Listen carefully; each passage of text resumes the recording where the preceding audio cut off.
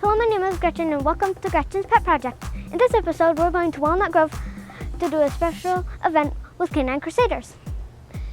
Let's go and take a look and meet some cute dogs too.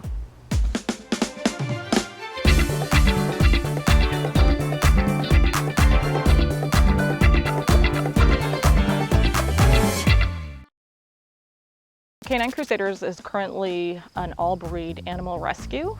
We focus primarily on dogs, but we do have some cats in our care as well. We try to save, on average, one animal a week, whether that's a cat or a dog, but we've kind of hit a bit of a slow spot in terms of having places to put them, which is what's brought us here tonight. So we need to recruit more fosters so we can keep saving these animals. Right now, it's, like I say, we have more dogs in boarding than ever before, and the main reason for that is not just a shortage of fosters, but it's the time of year. Summertime, everybody's busy, they're going away. Sometimes they just need care for a week, sometimes 2 weeks, sometimes a weekend.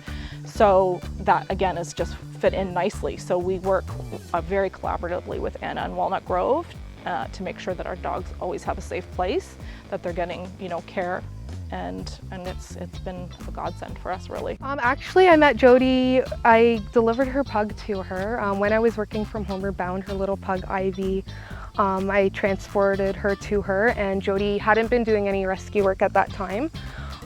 So that's the first time I met her, and then a couple years later when I opened up the kennel, we got in touch, and I actually totally forgot who she was until she mentioned Ivy. So I was really into it, and we had already known the same people, and it kind of just flourished from there.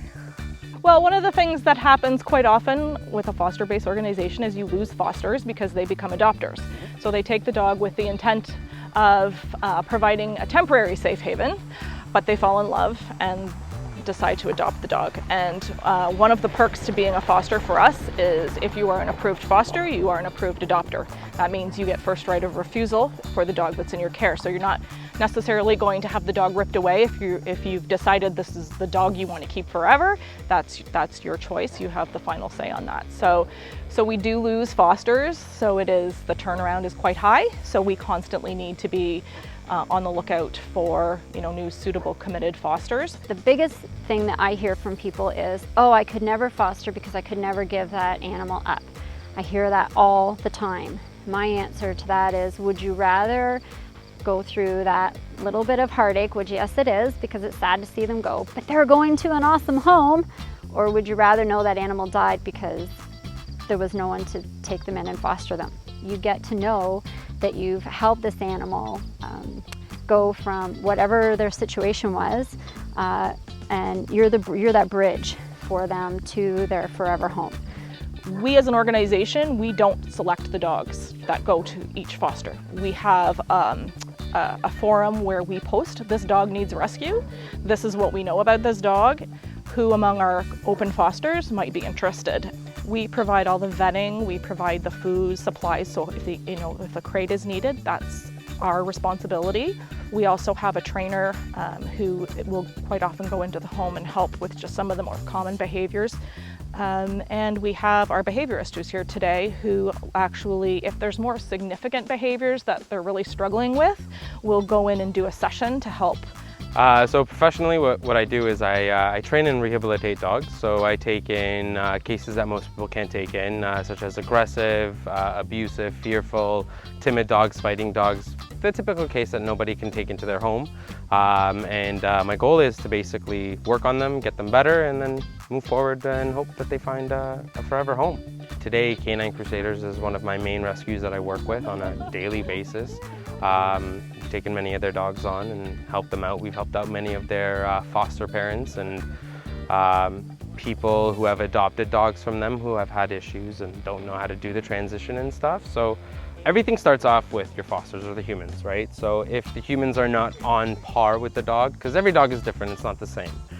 You can teach every dog sit, stay, paw, but every dog has different issues. So if somebody's fearful, it takes a different technique to move forward with that dog, or if it's a little bit hyper, it's a different technique. So yeah, we do, I do a lot of consulting, a lot of talking, a lot of showing.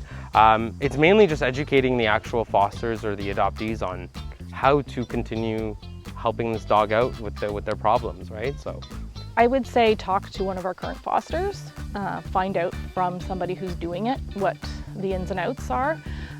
When I say it's easy, I mean it's easy in terms of the process, but it isn't always easy in terms of once the dog is in your home, because they're not a new puppy. They are shelter rescue dogs that sometimes come with a little baggage, so there might be some unexpected behaviors.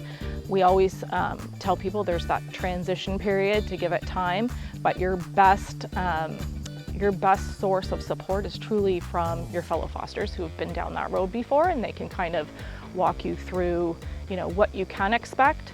The other thing would be just to, you know, learn everything you can about the fostering process. Like, there's lots of rescues out there that are foster based, so talk to different rescues. We all do things a little bit differently probably, and you'll find one, you know, that probably fits what you're looking for. If not us, there's, like I say, there's lots out there. I'll see you in the next video. Thanks so much for watching. And don't forget, comment, like, share, show the pets you care.